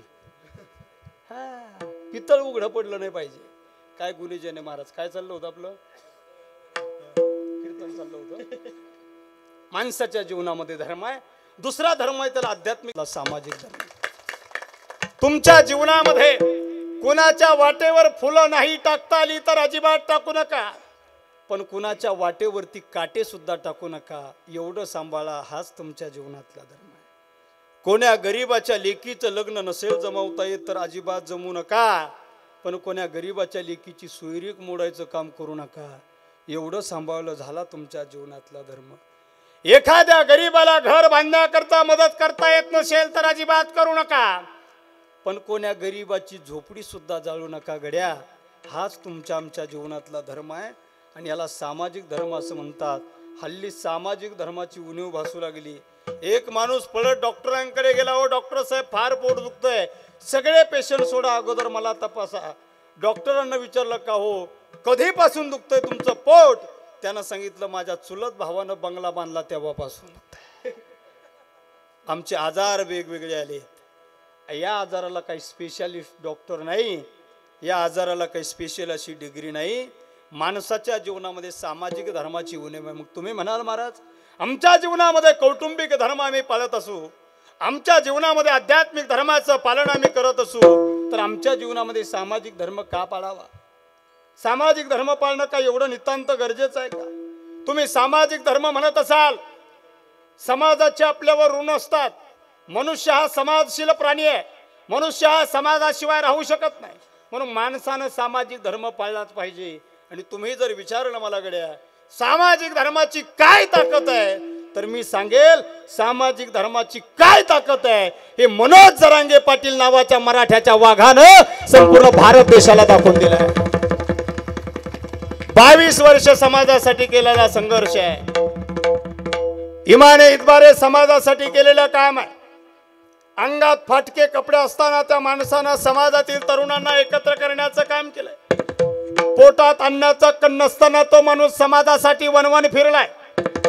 अरे वेळ प्रसंगी स्वतःच्या बायकोला दुसऱ्याच्या शेतात मजुरीनं रोजानं पाठवलं, पण समाजाचं कार्य काही सोडलं नाही. आणि त्या माणसाच्या कार्याची दखल समाजानं घेतली. आणि 22 वर्षानंतर त्या माणसाचं नाव महाराष्ट्राच्याच काय तर देशाच्या कानाकोपऱ्यामध्ये पोहोचलं. ही सामाजिक धर्माची ताकद आहे. आरक्षणाची चळवळ उभी केली. अण्णासाहेब पाटलापासून, जावळे पाटलापासून, देवीदास वडजे सरापासून तर मनोज जरांगे पाटलापर्यंत आरक्षणाची चळवळ आली. प्रचंड व्यापक स्वरूप या चळवळीला प्राप्त झाला. ऐका, महाराष्ट्रातले तळागाळातले मराठे जरांगे पाटलाच्या पाठीमागे उभे राहिले, पण एखाद्या विस्थापित, सर्वसामान्य, गरीब, शेतकरी आणि ऊसतोड कामगाराचा मुलगा जर समाजाचं नेतृत्व करू लागला तर हे प्रस्थापित लोकांना कधी सहन होत नाही. सरकारनं हे आंदोलन मोडायला काही पर्याय वापरले. पहिला पर्याय वापरला लाठी हल्ल्याचा, पण करायला गेले गणपतीन झाला मारुती. आंदोलन मोडलं नाही, 1000 पटीनं पेटून उठलं. सगळा महाराष्ट्र सराठी अंतरवालीला आला आणि सराठी अंतरवाली मराठ्यांची पंढरी बनली. दुसरा पर्याय वापरला मनोज जरांगे पाटलाला मॅनेज करण्याचा. कुणी कानात येऊन बोलत होतं, त्यांनी सांगितलं कानात कुजबूज करायची नाही, जे काय बोलायचंय ते समाजाच्या समोर बोला. कुणी म्हणतं चला जरा बाजूला कोपऱ्यात चला आपण चहा घेऊ, त्यांनी सांगितलं कोपऱ्या कापऱ्यात मी येत नसतो. मॅनेज करण्याचा डाव सरकारचा फसला. सरकारनं तिसरा पर्याय वापरला जाती जातीत भांडणं लावण्याचा. आणि जाती जातीत भांडणं लावायला सरकारनं काही कुत्रे समाजात पाठवले, पण महाराष्ट्रातले 18 पगड जातीचे लोक आजही शिवछत्रपतीच्या विचारानं गुन्ह्या गोविंदानं नांदतात. म्हणून तर मराठ्याच्या विराट सभेत मुसलमानाची पोरं नाश्ता आणि चहा वाटप करत होती. म्हणून तर मराठ्याच्या विराट सभेमध्ये बौद्ध समाजाच्या माणसानं 2.5 एकर शेतात उभ्या पिकात नांगर घातला, सभेकरता जागा करून दिली. म्हणून तर धनगर समाजाच्या बांधवानं आपल्या शेतातलं पीक नांगरून टाकलं, सभेला जागा करून दिली. 18 पगड जातीचे लोक मनोज जरांगेंच्या पाठीशी सरकारला कळालं आणि जाती जातीत भांडणं लावण्याचा सरकारचा डाव सुद्धा फसला. पण महाराष्ट्रातल्या राज्य सरकार सारखं खतरनाक सरकार देशातल्या कोणत्याच राज्यात नाही. नाद नाही करायचा शिंदे साहेबांचा, नाद नाही करायचा अजितदादाचा, आणि देवेंद्र मामाचा तर नादच खुळा. अरे लय जबरदस्त. त्यांना वाटलं कुत्रे पाठवून काही मेळ बसत नाही, मग त्यांनी एक पिसाळलेला कुत्रा पाठवला. पिसाळलेला वरती पाहतो, खाली बोलवतो. त्याला खर्ज कळत नाही, पंचम कळत नाही, त्याला काहीच नाही कळत. अरे मराठ्यांना भेटत नाही रे. अरे काय रे त्या चकण्याचं नाव? सदावर्ते. सदा बके, सदा मराठ्यांच्या विरोधात बकत राहण्याचं काम करतो, विनाकारण भुंकण्याचं काम कायम कायम कायम भुंकतो. मला सांगा, समाजाला काही संयम असतो? समाजातली पोरं शांत असली तर कुणीतरी समाजामध्ये असं त्या ठिकाणी जाती जातीत भांडणं लावण्याचं काम करू नये, समाजाच्या विरोधात भूमिका घेण्याचं कुणीच काम करू नये. जरांगे पाटलाची सभा सराठी आंतरवालीला झाली, सगळ्या समाजाचे लोक पाठिंबा द्यायला होते. 1.5 कोटी लोक सभेला आले असं सगळ्यांचं म्हणणं आहे. सरकारनं जाहीर केलेला आकडा आहे. सरकार विरोधातला असून जर 1.5 कोटी मान्य करतं, कमीत कमी 2 कोटी लोक तिथं असतील. 1.5 कोटी लोकांची सभा झाली, सगळ्यांनी मान्य केली. कोणत्याच पक्षाचा नेता 8 दिवस झोपत नव्हता, ते सगळे फोटो झूम करू करू पाहत होता. आता तोच प्रश्न सदावर्तीला विचारला. ज्या मनोज जरांगेवर तुम्ही टीका करता, त्या मनोज जरांगेच्या सभेला 1.5 कोटी लोक आले, ते म्हणतं कसं? मनोज जरांगेच्या सभेकडे मी जत्रा म्हणून पाहतो. अरे चकण्या, हे सगळे मराठे तुझ्याकडे कुत्रा म्हणून पाहते. बरं विनाकारण भुंकण्याचं काम, बरं भुंकण्याला काही लिमिट असते हो, बोलण्याची काही मर्यादा. ते मीडिया पुढे गेलं वरच्याच आवाजात बोलतोय, भाषण करताना वरच्याच आवाजात बोलतोय, फोनवर बोलताना वरच्याच आवाजात बोलतोय. त्याला रस्व दीर्घ खर्च काय कळत? त्याला व्याकरण शिकलं, त्याला वकील कोणी केलं हे मला अजून कळत नाही. आता कुठपर्यंत शांत राहणार? पोरं 3 पोरं गेले मुंबईला. तिघच होते का? कुठे ते? त्यांना विचारलं बुवा इथं सांगाव का नाही. ती 3 पोर तिघच होते ना? 5 होते का? मला अगोदर सांगायचं ना तुम्ही. सगळ्या कीर्तनात 3च सांगतो मी. 5 होते ना?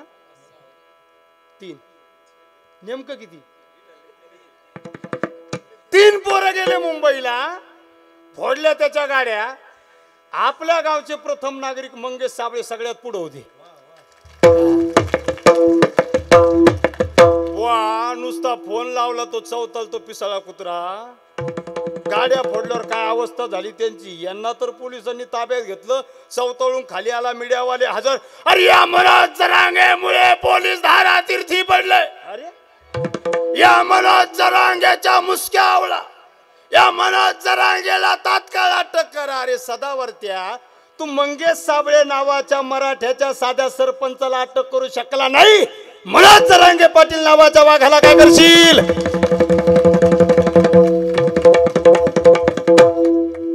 यांनी गाड्या फोडल्या, हे लगेच सुटले. दुसऱ्या दिवशी परिणाम पुन्हा मीडियावाले त्याच्याकडे, पुन्हा तेच प्रश्न. सदावर्तेजी, ज्या मनोज जरांगेवर तुम्ही टीका करता, त्याच्या सभेला 1.5 कोटी लोक आले होते. मीडियावाले लय हुशार, तोच प्रश्न पुन्हा विचारला. ते काय म्हणतो माहिती का? मनोज जरांगे माझा भाऊ आहे. तुम्ही तर त्यांच्या सभेला जत्रा म्हटली होती. मी जत्रा यासाठी म्हटलो, मी वर्षातून एकदा गावाकडे जात असतो. आमच्या गावाकडे जत्रा भरते. आमचं एक मोठं कुटुंब आहे. माझी आई दारू बनवते, माझे वडील बाल गुन्हेगार होते, माझे 2 चुलते डाकू होते, माझी आजी तर एवढी हँडसम दिसायची, ती रशियन मुलीलाही लाजवेल एवढी सुंदर दिसायची. बर बर बर बर तुम्ही मनोज जरांगेच्या सभेला जत्रा का म्हटली? मी महादेवाच्या मंदिरात जत्रेला गेलो, तर जत्रेत महादेवाचं मंदिर आहे. मनोज जरांगे मराठ्याचा देवच आहे ना. पिस्तुल्या, काल तो अटक करा म्हणत होता, आज तू देव मानायला लागला. मंगेश साबळेच्या तावडीत नुसत्या तुझ्या गाड्या सापडल्या, तू मनोज जरांगे देव म्हणायला लागला. मंगेश साबळेच्या तावडीत तू सापडला असता तर लोटांगण घेत आंतरवालीला यावं लागलं असतं तुला. विनाकारण भुंकण्याचं काम महाराज. पण आमची पण प्रवृत्ती आहे, मऊ मेना होणे आम्ही विष्णुदास. जोपर्यंत मऊ आहे तेव्हा मेनापेक्षाही मऊ आहे.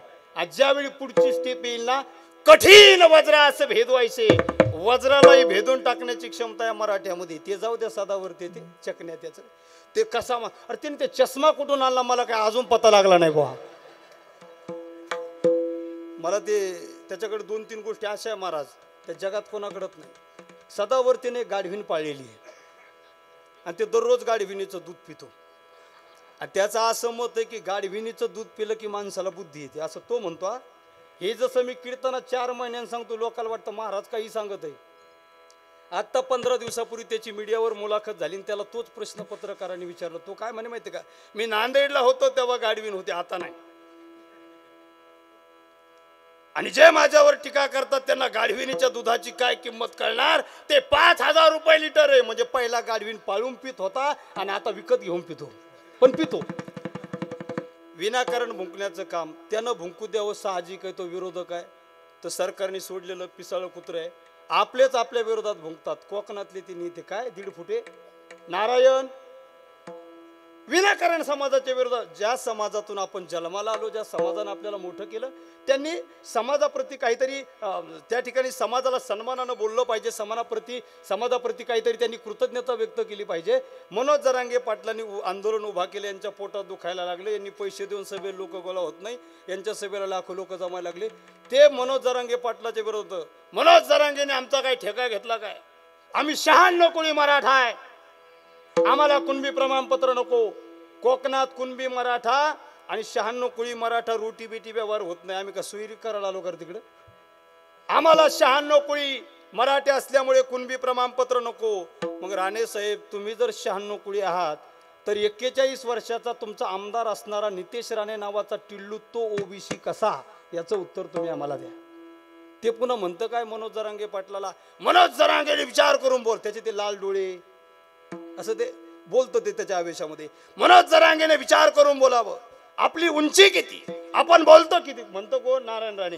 मनोज जरांगेला विचारावं आपली उंची किती, आपण बोलतो किती, याचा विचार मनोज जरांगेने केला. मी म्हणलं राणे साहेब, तुमचे 2 पोर आणि तुम्ही एकावर एक उभे राहिले तरी जरांगे पाटला इतकी उंची होणार नाही. सगळा समाज त्या माणसाच्या पाठीमागे उभा राहिला. विनाकारण समाजामध्ये भुंकण्याचं काम. लढा चांगल्या पद्धतीनं चालू आहे. आता उद्या सकाळी मुंबईकडे प्रस्थान आहे. मुंबईला लाखो मराठी सराठी अंतरवालीवरून येत आहेत, मुंबईकडे जात आहेत. आरक्षण घेतल्याशिवाय माघारी येणार नाही ठरलेलं आहे. सांगतो कशा करता. पुन्हा अभंगाकडे येतो. माणसाच्या जीवनामध्ये जो धर्म आहे, सामाजिक धर्म आणि सामाजिक धर्माची ताकद आहे. विठाला विठाला विठाला विठाला विठाला.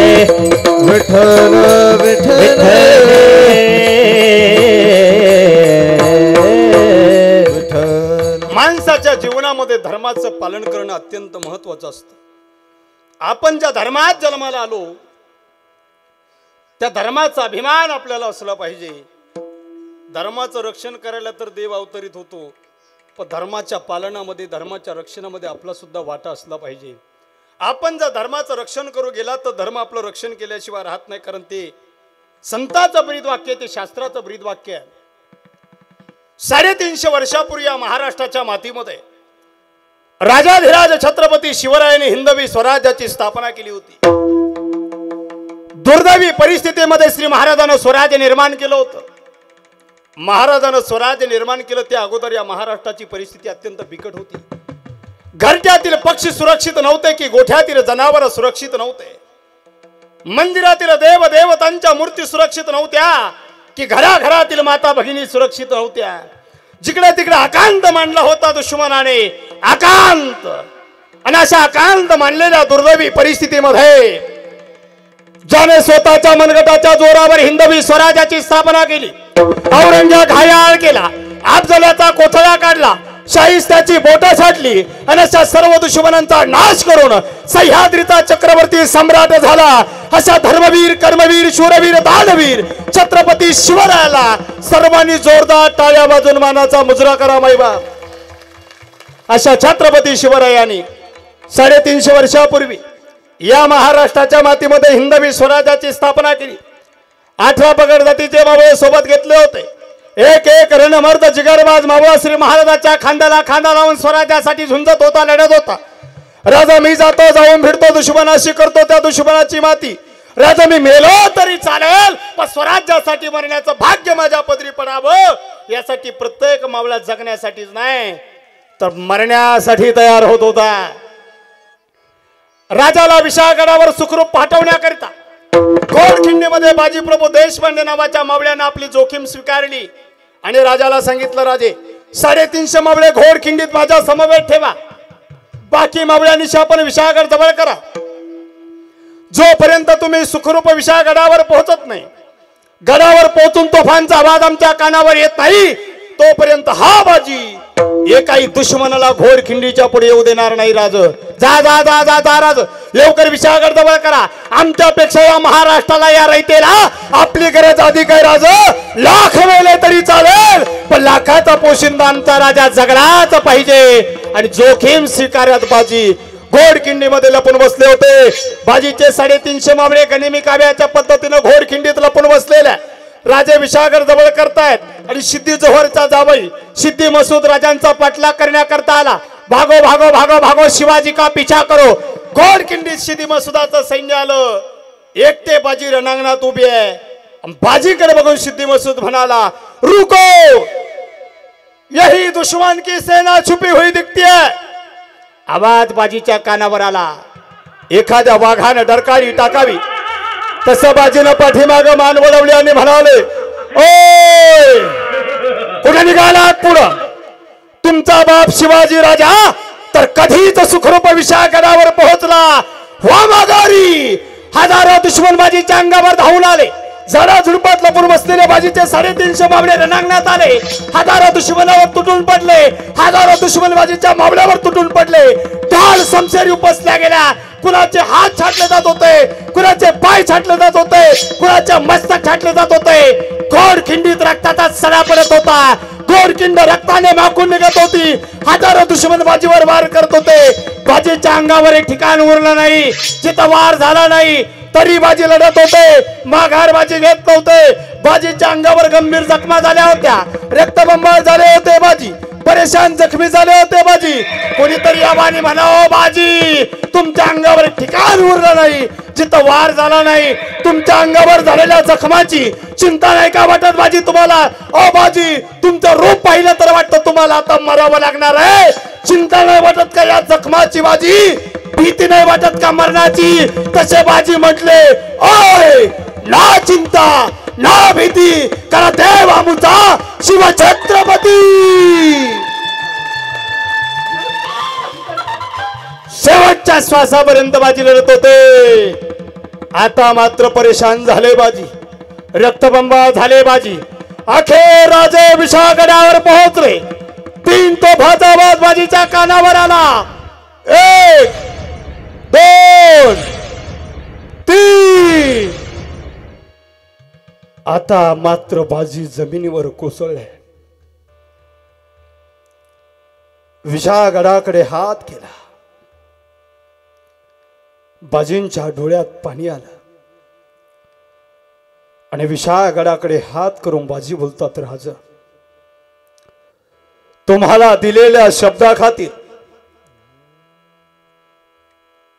या बाजीनं एकाही गनिमाला घोडखिंडीच्या पुढे येऊ दिलं नाही.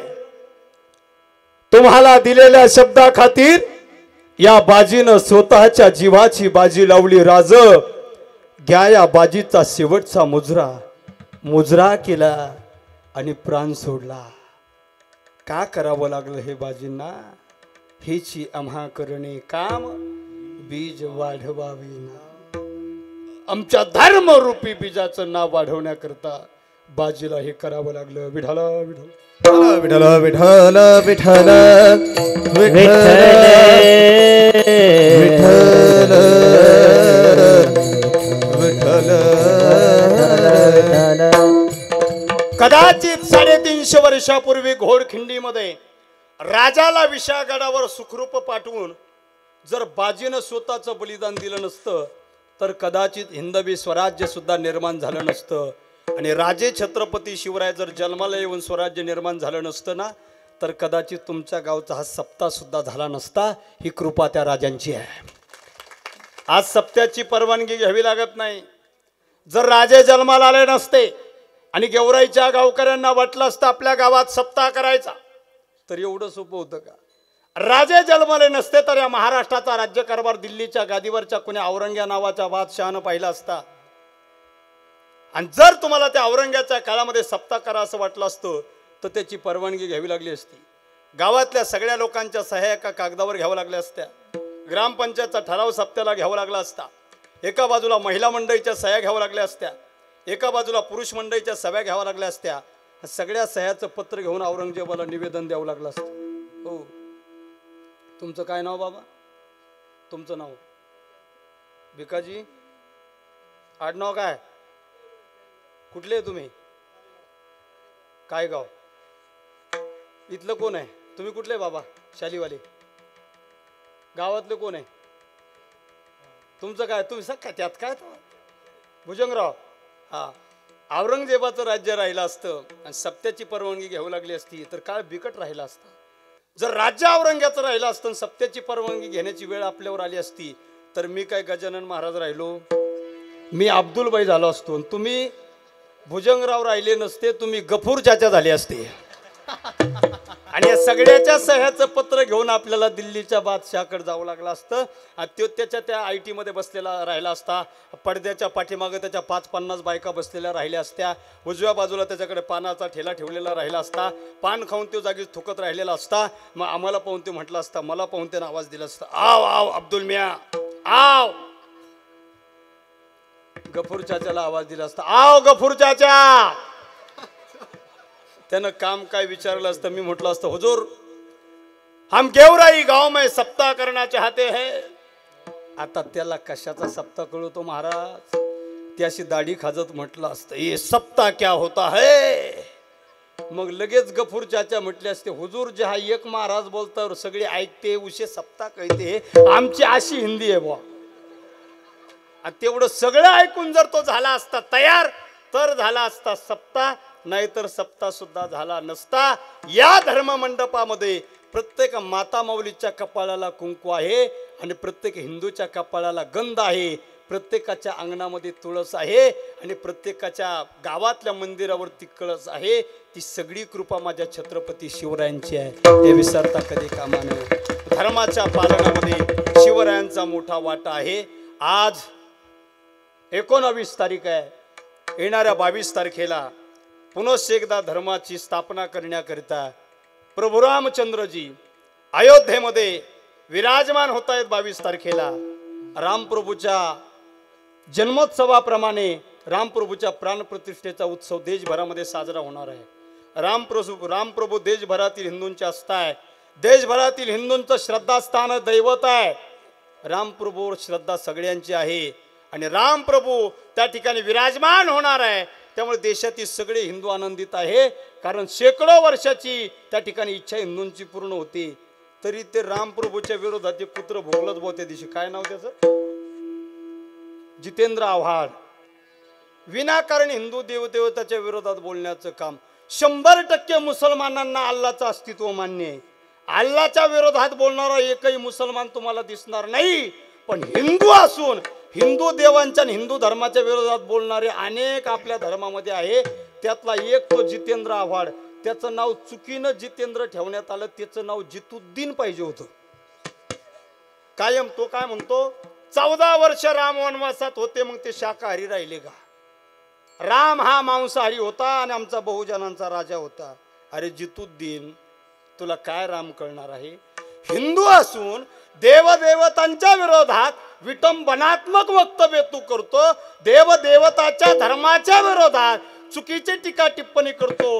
देवदेवताची विटंबना तू तुझ्या वक्तव्याच्या माध्यमातून करतो.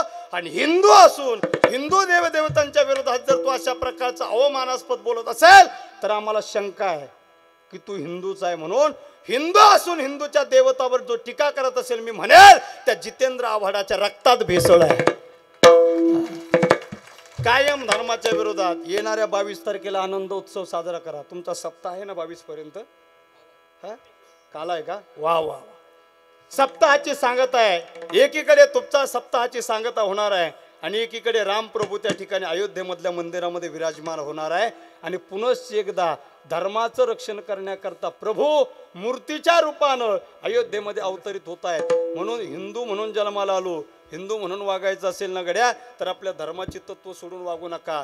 हिंदू म्हणून जन्मलेल्या सगळ्या बांधवांना मी विनंती करेल, पोरांनो, आरक्षणासाठी आत्महत्या करू नका, जाती जातीत भांडणं करू नका. नोकरी मिळाली नाही तर व्यवसाय करा आणि व्यवसाय एकत्र येऊन करा. आपल्या लोकांनी आपल्या लोकांना एकत्र येऊन एकत्र घेऊन चालणं अत्यंत गरजेचं आहे. एकमेकाचे पाय ओढणं आता थांबवलं पाहिजे.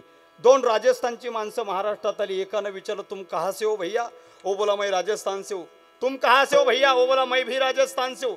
तुम्हारे पास कितने पैसे? ओ बोला मेरे पास 20,000 है. तुम्हारे पास कितने पैसे? ओ बोला मेरे पास 30,000 है. 30 और 20 मिलकर कितने हुए? 50,000 हुए. 50,000मध्ये दोघांनी महाराष्ट्रात येऊन धंदा सुरू केला, स्वीट मार्ट नावाचा. राजस्थानहून इथं येऊन धंदा सुरू केला, स्वीट मार्ट नावाचा, आणि नाव दिलं बिकानेर स्वीट मार्ट. हे बिकानेर काय आहे? राजस्थान मधल्या त्यांच्या शहराचं नाव आहे. राजस्थानमधून येऊन महाराष्ट्रात बिकानेर स्वीट मार्ट धंदा सुरू केला आणि 10 वर्षामध्ये 50,000तून सुरू केलेल्या धंद्यामधून निव्वळ नफा कमवला 42 लाख रुपये. 2 गुजरातचे माणसं महाराष्ट्रात आले. कहाँ से हो भैया? वो बोला मैं गुजरात से हूँ. तुम भी गुजरात से, मैं भी गुजरात से. दोनों मिलके कुछ तो धंधा खड़ा करेंगे. तुम्हारे पास कितने पैसे है? वो बोला मेरे पास 50,000 है. तुम्हारे पास? वो बोला मेरे पास 30,000 है. 80,000 दोघांनी धंदा सुरू केला कापड दुकानाचा. 12 वर्ष धंदा चालवला, 55 लाख रुपये निव्वळ नफा कमवला आणि यांचे धंदे चांगले चालले. आपल्या जागा भाड्याने घेतल्या, आपल्या जागा विकत घेतल्या, ज्यांच्या विकत घेतल्या त्यांचेच पोरं कामाला ठेवले. मग महाराष्ट्रातले 2 पोरं जागी झाले. एकानं विचारलं, तू कुठला आहे? ते म्हणे मी गेवराईचा आहे. त्याने विचारलं, तू? ते म्हणे मी कोलते टाकडीचा आहे. तुझ्याकडे किती पैसे? हे गेवराईचं माझ्याकडे 2.5 काय 1000. लय पैसे राहते का आपल्या लोकांकडे? त्यानं विचारलं, तुझ्याकडे किती? ते म्हणे माझ्याकडे 3 आहे. किती झाले? असा धंदा सुरू करू, असा धंदा सुरू करू. राजस्थानाला मागं टाकू, गुजरात्याला मागं टाकू, इथल्या जमिनी परत घेऊ आणि कोट्याधीश होऊ. केवढ्या? 5,500. काय धंदा करायचा? हे म्हणे मला 2 दिवस विचार करायला वेळ दे, मी धंदा सांगतो. यानं 2 दिवस विचार केला. हे दुसऱ्या दिवशी भेटले. त्यानं सांगितलं, गड्या 5,000 5,500 दुसरा काय धंदा सुरू होत नाही. आपण दोघं मिळून एक पानटपरी सुरू करू. पानटपरी टाकायला येल्डिंगवाल्याकडे गेले. त्याने मंजुरीच 8,000 सांगितली. हे म्हण तो काही खरं नाही, 2 दिवस मला विचार करू दे. यानं 2 दिवस विचार केला आणि विचार पक्का झाला. यानं सांगितलं, आता दुसरा काही धंदा सुचत नाही, एक चांगला धंदा सुचला, आपण चांगले पैसे कमवू शकतो. 5,500ची आपण एक बकरी विकत घेऊ. एक दिवस तू चारायची, एक दिवस मी चारायची. 2चे 4, 4चे 8 होते. बकरी पिले देईन. 2 पिले दिले की एक वाटून घेऊ. 2चे 4, 4चे 8 मोठं खांड करू. बकरीचं धन चांगलं असतं. दोघांनी बकरी विकत घेतली. एक दिवस त्याच्याकडे चरायची, एक दिवस याच्याकडे चरायची. बकरी योगायोगानं गाभण राहिली, व्याली जनली, काय म्हणतात तुमच्याकडे ते. पण दोघं नेमके एवढ्या फुटक्या कपाळाचे. बकरीनं नेमकं एकच पिलू दिलं.